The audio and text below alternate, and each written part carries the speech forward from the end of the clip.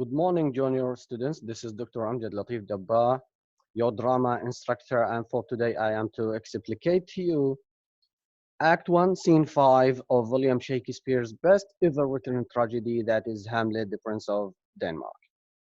Before starting with the explanation of the full events of this scene, which is the final scene in Act 1, of course, first and foremost, I want to wish you a happy, pleasant, and fruitful staying home experience.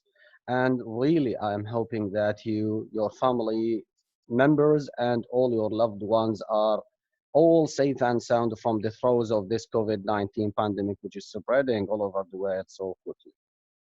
Then, moving to the lecture of today, which is scene 5 of Act 1, I have some tips that you must know first before digging deep into the connotations and significations of the analysis of this scene. Then this scene forms, number one, it forms as a conclusion to Act 1. So what I mean by conclusion, it's not only that because it comes at the end of Act 1, definitely not. It forms as a conclusion to this act because now, we have been waiting from the early beginning of the play for the appearance of the ghost of Hamlet's father.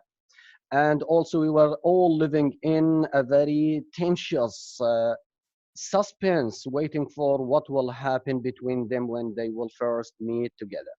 So all this suspense is coming now to an end because now we will have the first full meeting between Hamlet and his father in this final scene. It also concludes all our waiting for the message that is to be delivered by the ghost, because according to Elizabethan beliefs, now when a ghost spirit appears, they believe that there is a message to be delivered by this ghost. Then another belief, according to the Elizabethans during that time, is that when a ghost appears 3 or 4 successive nights, now when it appears for successive nights, this means that the message carried by this ghost is a very crucial, focal, and important one.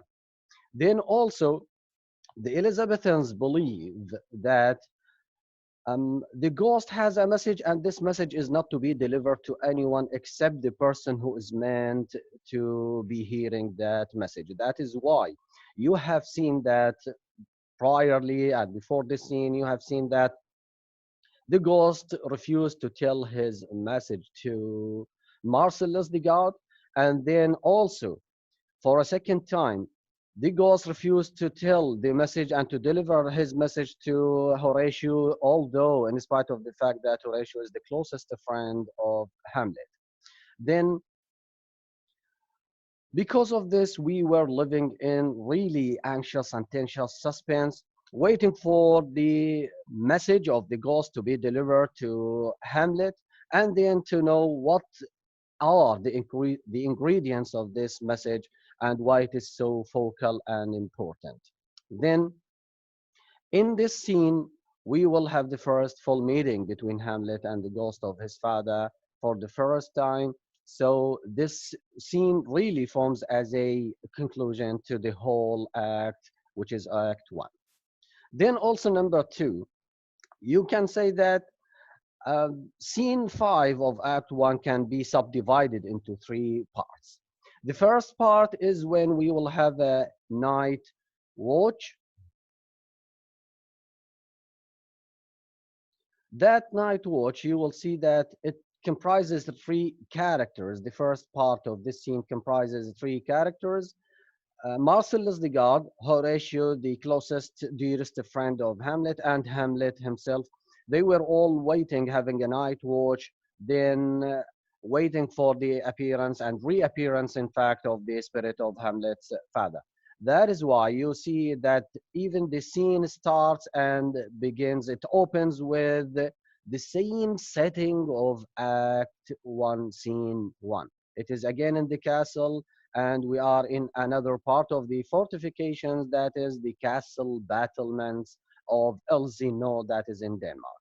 Okay, then the second part will deal with the first full meeting, as we said, between Hamlet and the ghost of his father, and then we will have to see what is then between the ghost and Hamlet, and what is the delivered message then from the part of the ghost to Hamlet, and why it is so focal and important, and how we will see how it will change the future of Hamlet and the destiny of Hamlet forever. Then we can move then to the third part, which is when you'll see that Hamlet is a changed man at the end of the scene. He will start to pretend madness, and then he asks Horatio, his closest friend, and Marcellus to keep whatsoever they had seen and heard in the night to be really a top secret, not to be told to anybody, not to be delivered to any person in Denmark or even else. So starting with the first part, the first very important tip and point that we have to notice is the setting itself. Here you see the setting itself of Act 1, Scene 5. So as I mentioned before some moments, that you will see that we have the same setting that was delivered to us in scene 1 at the early beginning of the play. It is another part of the fortifications, which means that we are still in the castle battlements now. We went to many places in Act 1, and then we returned to the same place we started our events from.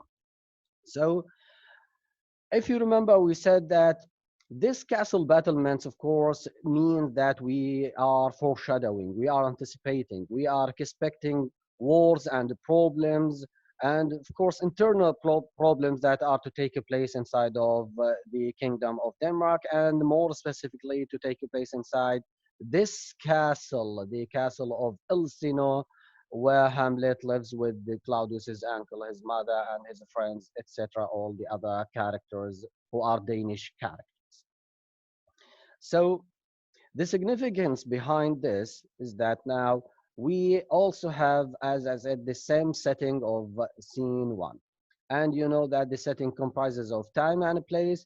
If we speak about time, we will see also that they have a night watch, and the night watch they have is really after midnight, with an environment that is foggy, cold, and a dark one. Then by moving to the place component of the setting, you have seen also that we are in the same scene, the same setting of scene 1, that is in the fortifications or the castle battlement of Elsino, which is again an indication as if Shakespeare opens the act, I mean Act 1, and he closes the same act with the same setting, the same place, and the same time, again to remind you, not to let you to forget if you have forgotten what has happened in scene 1 and in the introductions to this play and to this act. Shakespeare keeps reminding you that, of course, please, he is pledging to you, please never forget that this setting is very significant, this setting is very crucial, is very important, is very pivotal, in fact, because it will tell you that um, uh, foreshadowing of problems that will come in the future of this play in Denmark, and also a foreshadowing of war, and more significantly and more importantly, in fact, that it anticipates revenge, which is the major theme of this play. Then the act, I mean Act 1, opens and closes at the same setting, time and the place. So as I said before, it is all an indication or foreshadowing of problems, wars between Denmark and Norway, and also an internal problem of revenge and the many revenges that will take place inside of the Kingdom of Denmark.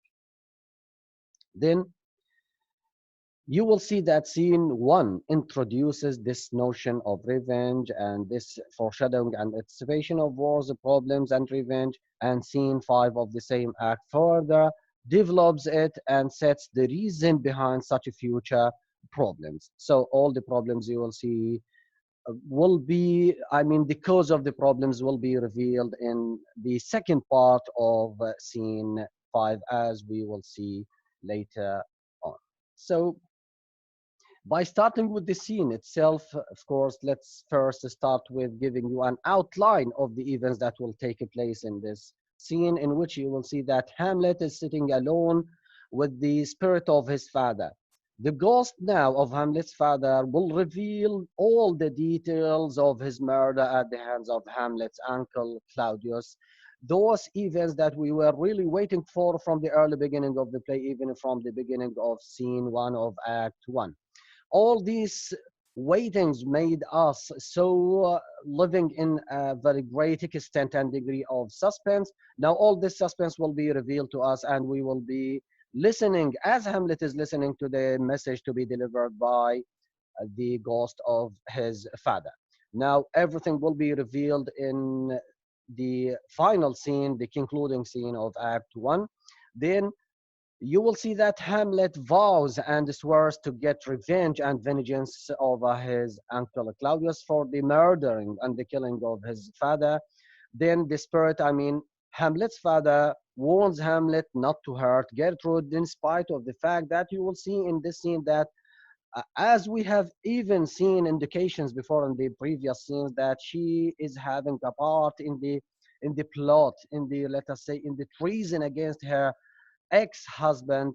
In spite of this fact, and even despite that the ghost knows directly and for sure that she has taken a part, she made an agreement and a pact with the Claudius, his brother, to kill him and to usurp the kingdom for themselves. Then, because of some, I mean, the ghost, he himself mentioned for the sake of some transient desire, and then she agreed to make a pact, an agreement with Claudius to kill the king and then to usurp the kingdom for themselves. In spite of all these indications and facts, now the spirit, the ghost of Hamlet's father, warns Hamlet never to hurt Gertrude, the mother.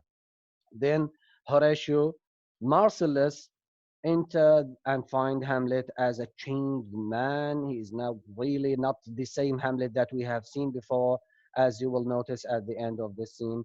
Then Hamlet finally makes the two, I mean Horatio, his closest friend, and Marcellus, to swear and to have bold vows that they will never reveal what they have seen and heard today. So he urges them to keep everything they have seen here as a really top secret thing.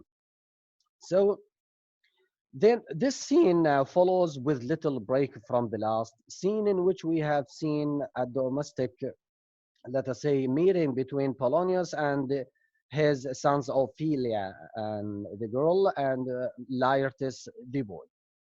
So after that, scene four of domestic meetings, and then when also we moved in scene four, the previous scene, to the festivals, to the feasts, to the happiness, to the parties that were held every day by Claudius, in spite of the late and recent death of his brother, the king. So then now this scene follows, as I said, with little break from the last. Then we see no dramatic change or scenery or tone, because Hamlet and the ghost are still on the castle battlements in the middle of the night, the same place and the same time and the same environment, which is a foggy, shadowy, dark, cold one. So the entire play so far has been leading up to this pivotal, in fact, scene. So everything that we studied from the beginning of the play, from the early beginning of scene one up to now, up to this scene, all the events that we tackled, all the incidents that we were speaking about, all of them are leading to this pivotal focal point in the play, in which everything will be revealed concerning the murder and the crime that was done against the late king, who is Hamlet's father.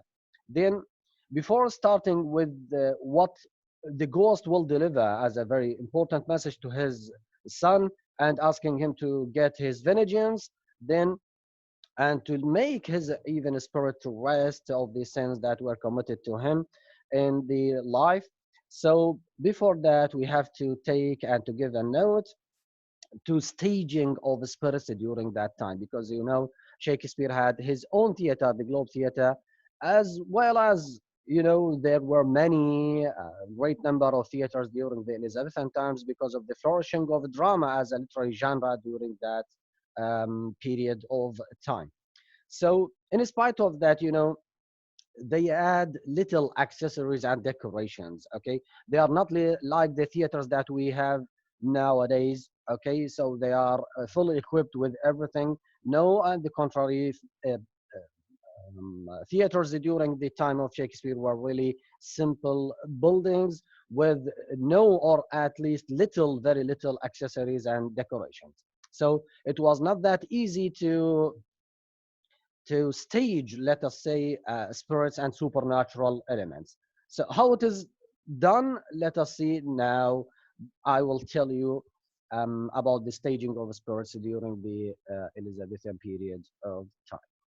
So staging this part of the drama in the early modern theater required some kind of theatrical device. Yeah, there must be a theatrical device out of which the ghost could emerge and into which he could disappear, which may have been the troubadour in the stage flow of theaters, such as the Globe Theater of Shakespeare. So maybe to stage ghosts, spirits, and supernatural elements, and to let them to appear into the stage.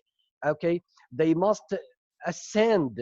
Okay, from the top by ropes, or they sometimes, if they are evil spirits, majorly who are living in Elysium, in hell, so majorly they are to descend from down of the stage while they were hiding in a cellars, or let us say a traba door, a door that is uh, inside of the stage from which ghost and supernatural elements can descend to up the stage.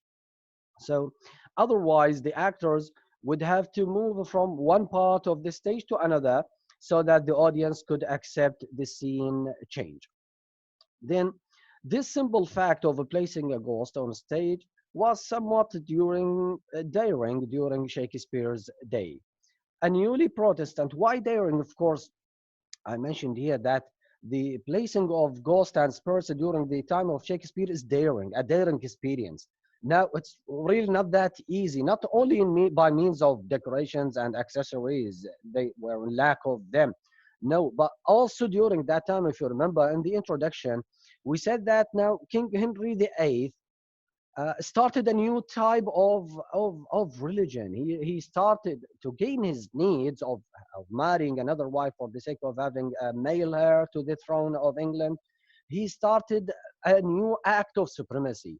He started also the act of divine right, in which he said that the king is number one in the society. The king is having a divine right. So he is now, let us say, placed in his place as a king, which a right from God, a divine right, which means a right from God to be. So he's not elected. He is now having a divine right to be the king of England. So because of all these, and to gain all these, let us say, benefits, King Henry VIII started a new type of religion, a new type of church that is named the Protestant Church. So we have talked previously about the great big, let's say, variances and differences between the Protestant church, the newly Protestant church, the newly established one, and the let us say the existing at that time, the existing Catholic church. So Shakespeare has to make an equilibrium. He has to make a form of balance between the Protestants and the Catholics. So he has to pay attention to the beliefs of both types, the Protestants, I mean, and the Catholics. So it was really a daring thing because, just like Horatio, just like Hamlet, so the Protestants were knowledgeable persons, were not not believing in superstition, not believing in the appearance even of ghosts and the spirits. So we had to convince them. And then we have the Catholics who really, they were already believing in the ghosts and spirits and supernatural elements. And also they were people who are believing in superstitions. So we have to balance between those two beliefs and sides of the society. So a newly Protestant audience, of course, would expect a Protestant viewpoint to be presented on stage. They will never approve of anything that is Catholic. So they want to have to see, to hear, to watch something which is performed. What is that thing? They only want their beliefs and their ideas to be performed on the stage of Shakespeare.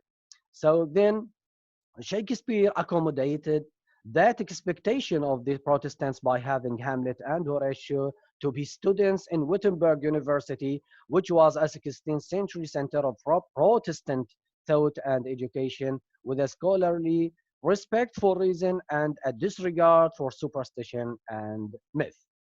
Then, on the other side, we have the Catholics. So, also Shakespeare has to pay attention to their beliefs because they form a half of the society, a very important part of the society. So, we are now in the middle, we are in between. I mean, Shakespeare is now in between two ideas and two beliefs, two conceptions, two notions, the Protestants from one side and the Catholics from the other side. So, he has to pay attention to both through an equilibrium in the performance of Hamlet, the Prince of Denmark, on stage.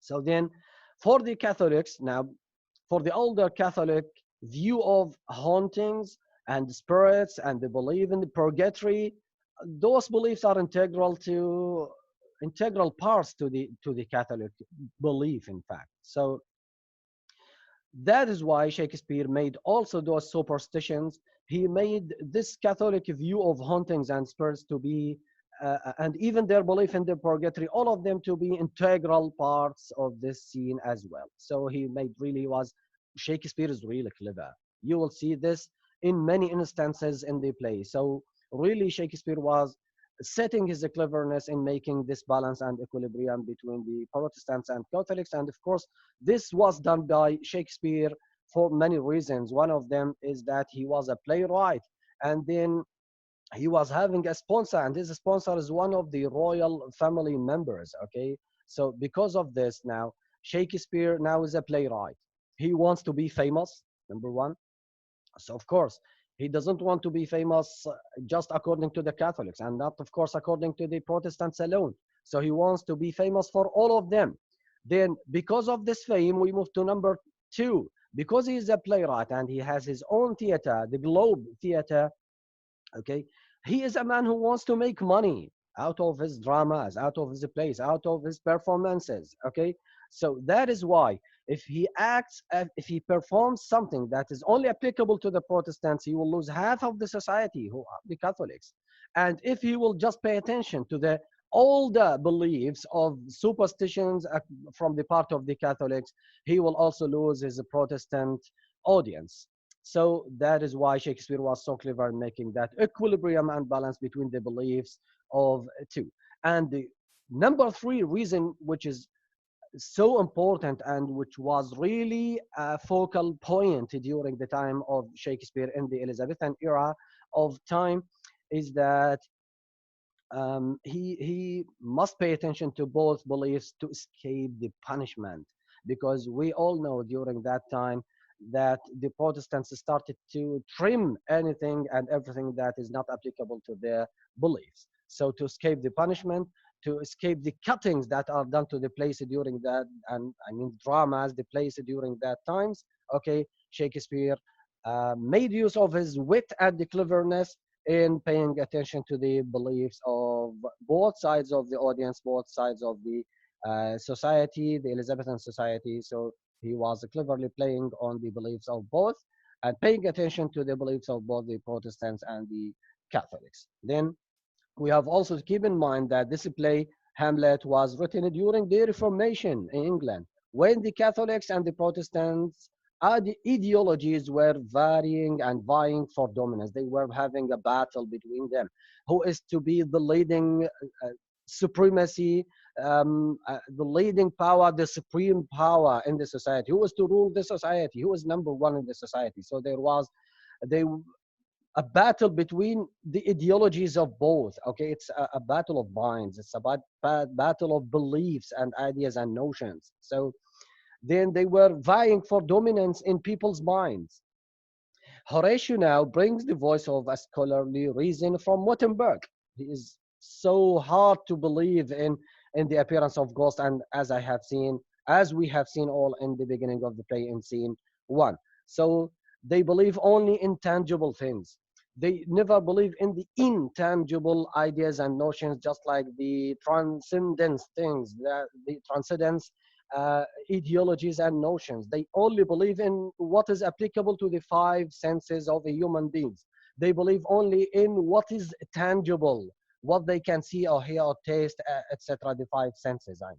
So the ghost now echoes the voice of the past. So on one hand, in this scene, Horatio is a student in Wittenberg who is so hard to believe in superstitions. He is now signifying, he is symbolizing the Protestant side of the society. Then also on the other side of the society, we have the ghost who is now in scene five as symbol and representative of the voice of the past, of the voice of the Catholics who are already believing in the appearance of ghosts and in the existence of supernatural elements, and also the, let us say, the superstitious notions that were so prevalent in the time of Shakespeare during the Elizabethan era. So as we said before, Shakespeare was clever to make this balance between them, to, let us say, to form a clever equilibrium between the two beliefs and notions of the two sides of the society. So now he was really successful in convincing Horatio, the student in Wittenberg, the representative of the Protestants, who were never believing in something that is not tangible. He, I mean, Shakespeare made even Horatio to see by his own eyes the appearance and the existence of the ghost. Okay, so now he made the ghost to him as something tangible because he can see it there in scene five. And also moving to the other side of the society, I mean, the Catholics, they were already believing in superstition, so convincing them of the appearance of the ghost was something so easily done by uh, Shakespeare, the clever playwright who is really now paying attention to all sides and types of the society. So this is the end of part one. Please stay tuned for what is to come in part two of scene five. Please stay safe, and as I say always, please stay home so can you stay safe with your family members and loved ones, and see you later.